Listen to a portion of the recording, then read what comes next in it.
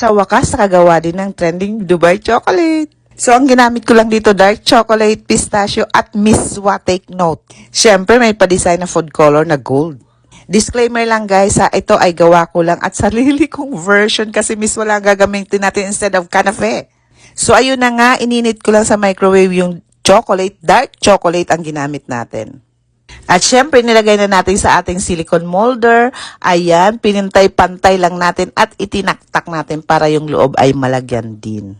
Then, after ilagay nyo sa freezer, sa akin wala pang 1 oras, tumigas na. So, habang nasa freezer, i-prepare natin ang ating miswa or kanafe.